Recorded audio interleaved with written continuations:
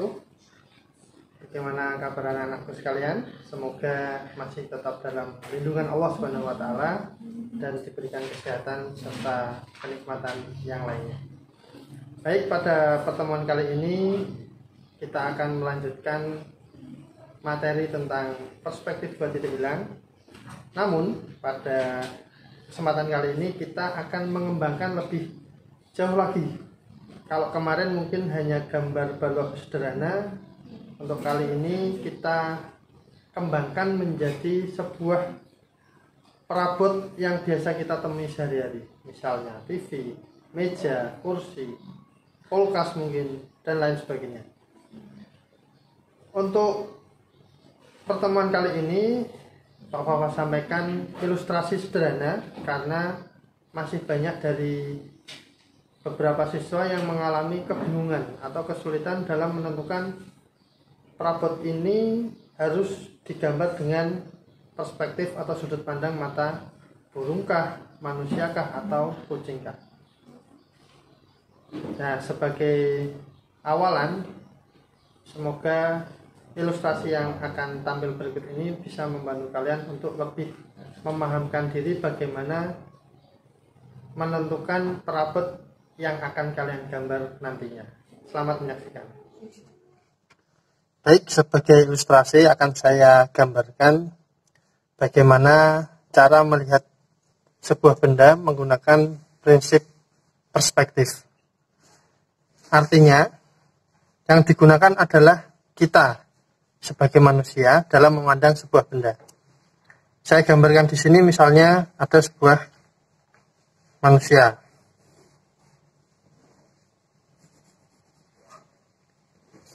Jika kita berdiri tepat memandang lurus ke depan seperti ini,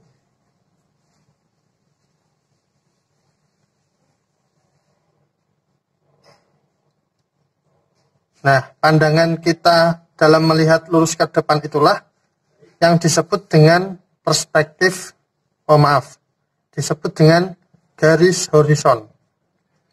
Artinya, itu sebagai perwakilan mata manusia dalam melihat sebuah benda. Terus kita sinkronkan dengan kehidupan kita sehari-hari. Misalnya ada sebuah benda, di saat kita berdiri dan melihat tepat lurus ke depan, benda yang berada di bawah mata kita. Bisa kita bayangkan misalnya ada meja, kursi, karpet, dan sebagainya. Karena letaknya di bawah garis horizon atau di bawah pandangan mata kita, maka itu disebut dengan sudut pandang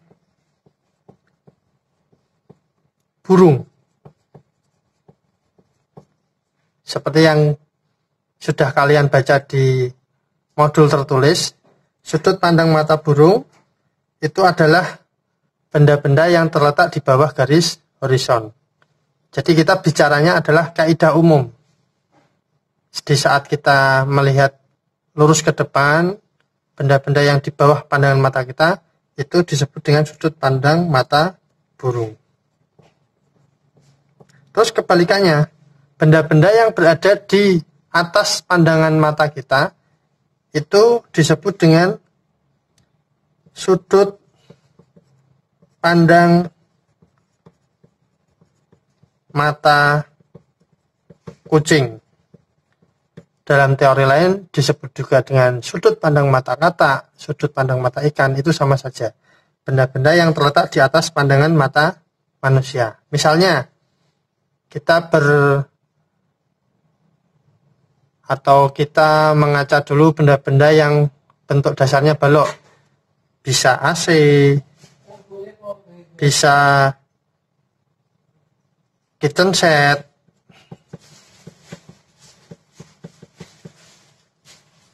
tahu kitchen set ya, benda-benda atau lemari yang berada di atas kompor biasanya. Bisa jam dinding dan sebagainya. Nah, ini disebut dengan sudut pandang mata kucing. Dan satu lagi sudut pandangnya adalah benda-benda yang terletak di depan mata kita persis sebagai manusia.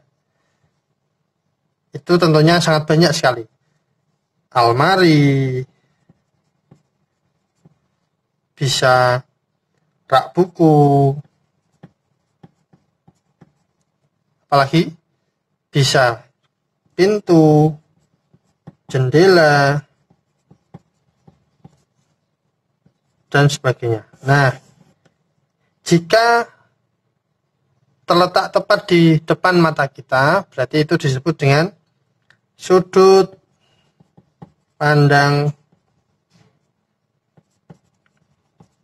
mata manusia. Kiranya ilustrasi yang singkat ini cukup jelas bagi anak-anak semua, sehingga nanti akan tidak kebingungan di saat kalian menentukan, oh, benda ini harus digambar dengan sudut pandang mata apa, benda ini harus diletakkan posisinya dengan perspektif mata apa. Begitu. Terima kasih.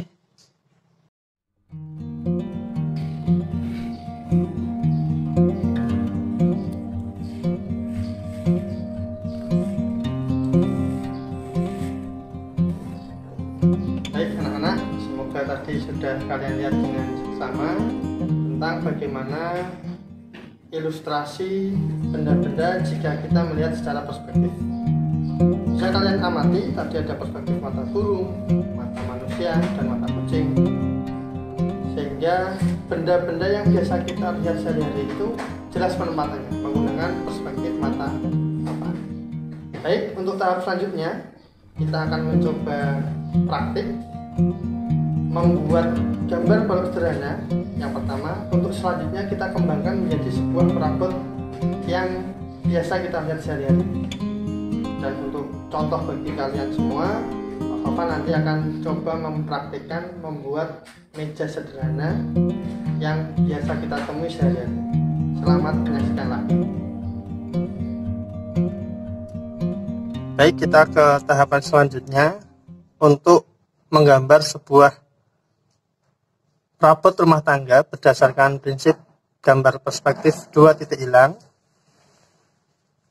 di mana dalam gambar ini adalah sebuah pengembangan dari gambar balok sederhana menjadi gambar perabot berdasarkan apa yang kita lihat sehari-hari.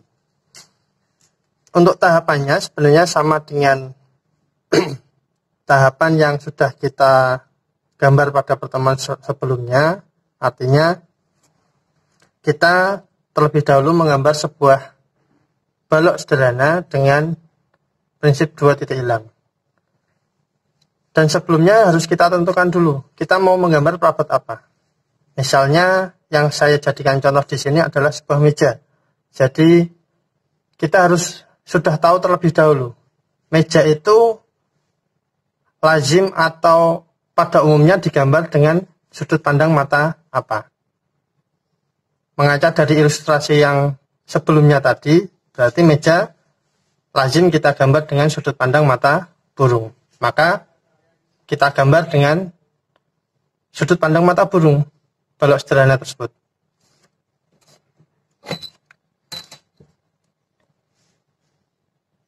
Yang pertama tentu saja kita gambar garis horisonnya. Karena sudut pandang mata burung berarti balok nanti akan kita letakkan posisinya di bawah garis horizon. Tahapannya masih ingat ya. Yang pertama kita buat garis vertikal yang tegak lurus dengan garis horizonnya. Tentu saja kita tentukan titik hilangnya, ada dua. Kita boleh tandai titik hilang pertama, titik hilang kedua. Lanjutkan dengan menghubungkan ujung dua garis vertikal tersebut ke kedua titik hilang. Tahapannya akan persis sama dengan pertemuan kita sebelumnya.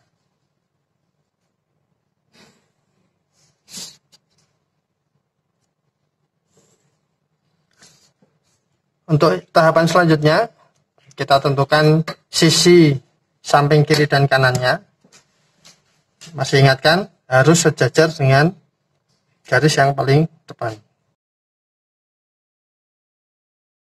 Belum sempurna menjadi sebuah balok, maka kita sempurnakan. Sisi yang kanan kita tarik ke titik hilang yang kiri.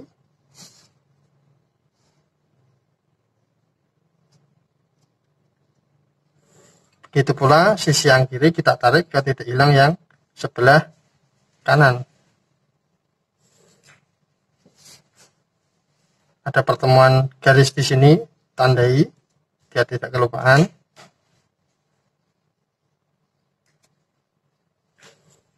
Juga ada pertemuan di sini, kita tandai. Nah,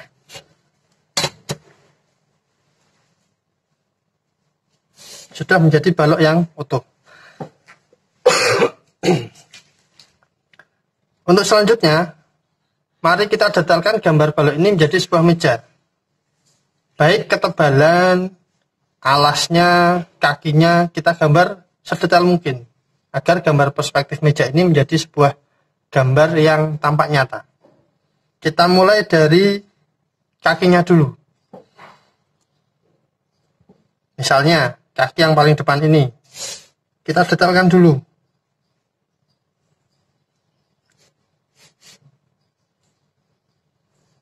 Ya, sudah nampak kakinya.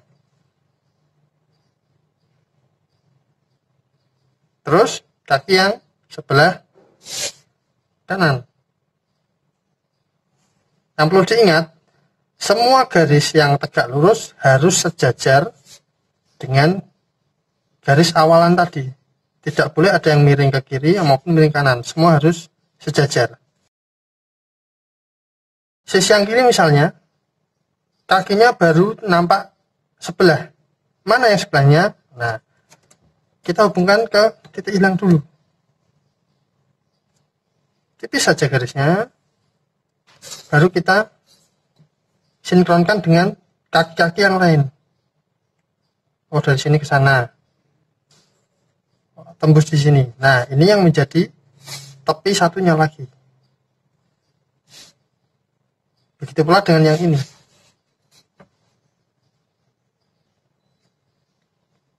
Jadi semua garis, jika tidak tegak lurus dengan garis awalan vertikal tadi, ya pasti akan menuju ke titik hilang yang pertama maupun yang kedua.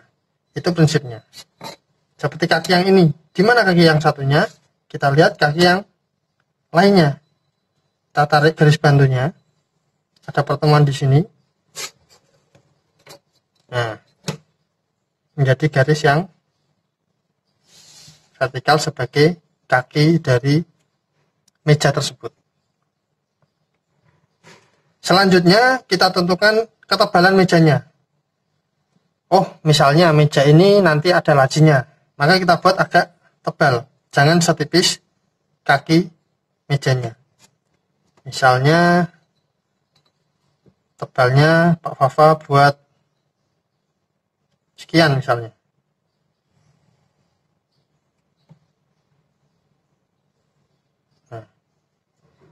Untuk sebelah kanannya juga nggak boleh asal, harus sejajar atau bertemu dengan sisi depan ini. Kita tarik garis bantu di sini, kita tarik garis ke sana. Biar tidak terlalu membingungkan, kita tebalkan dulu bentuk meja secara utuh dengan pensil, agar ini dimaksudkan untuk membuat gambar meja itu tampak utuh. Tidak terlalu banyak garis yang membingungkan.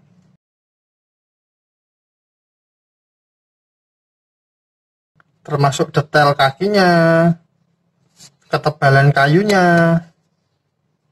Karena ini masih bentuk dasar balok, jadi masih sangat mudah untuk membuat atau mengetahui ciri-cirinya.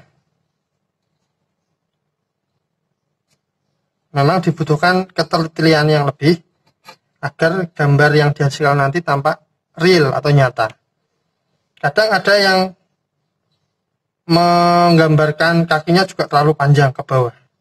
Itu nanti kesannya tidak real atau tidak nyata. Jadi selain presisi yang dibutuhkan dalam seni gambar perspektif ini juga dibutuhkan feel atau perasaan. Oh, gambar ini pantas atau tidak untuk dijadikan sebagai meja misalnya. Kakinya tidak terlalu tinggi, alasnya tidak terlalu panjang, dan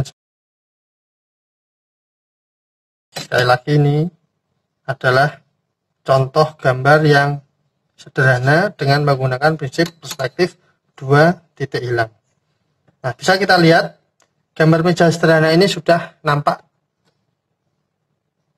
utuh, nampak jadi, dan nampak nyata sesuai dengan pandangan kita sebagai manusia. Namun, karena letaknya di bawah garis horizon, ini garis horizon, seperti ilustrasi tadi, garis horizon adalah garis sebagai perwakilan pandangan mata manusia. Karena letaknya di bawah, maka ini disebut dengan sudut pandang mata burung. Cirinya pasti sisi atasnya juga kelihatan. Kenapa kakinya hanya 3 yang terlihat? Tentu saja karena kaki yang sebelah sini sudah tertutup oleh bidang meja yang paling depan. Jadi tidak perlu kita gambarkan secara detail untuk kaki yang berada di dalam atau kaki yang tidak terlihat dari luar. Cukup bagian yang terlihat oleh mata saja yang kita tebalkan. Begitu anak-anak. Ini juga berlaku nanti untuk gambar perabot, misalnya almari menggunakan sudut pandang mata manusia, misalnya AC, box AC, atau pendingin ruangan, sudut pandang perspektif mata kucing, berlaku hal yang serupa. Artinya, kalian harus benar-benar bisa menempatkan, oh, perabot ini harus digambar dengan perspektif mata apa. Karena itu nanti yang akan mewakili kita sebagai manusia, oh, benda itu lazim kita lihat sehari-hari atau tidak. Kiranya contoh yang sederhana ini bisa menjadi referensi bagi kalian untuk mengembangkan lebih lagi gambar-gambar yang lain yang tingkat kesulitannya lebih tinggi, jadi tidak hanya terpaku oleh gambar-gambar yang sederhana seperti ini. Terima kasih anak-anak atas perhatiannya, semoga bisa menjadi referensi bagi kalian semua. Gimana anak-anak? Cukup mudah bukan? Tentang tahapan bagaimana membuat sebuah perabot dengan menggunakan prinsip gambar perspektif 2 titik hilang. Semoga apa yang disampaikan dan ditampilkan tadi dapat menambah wacana dan pengetahuan anak-anak sekalian tentang tahapan menggambar perspektif 2 titik hilang, terutama tahapan untuk menggambar benda pakai yang kita gunakan sehari-hari. Bisa kalian tambah juga referensi dari sumber-sumber lain, bisa dari buku, dari YouTube, itu banyak sekali prosesnya, alat bahannya, tentang mau menggambar apa, sangat bervariasi dan pembelajarannya juga variatif sekali. Dan sebagai tugas kalian di rumah, silahkan kalian coba menggambar sebuah perabot rumah tangga. Kalian tentukan mau menggunakan sudut pandang atau perspektif mata apa. Jika meja, tentunya akan berbeda perspektifnya dengan kulkas, lemari, AC. Tentunya itu menurut kreativitas kalian masing-masing. Selamat mencoba dan semoga dimudahkan.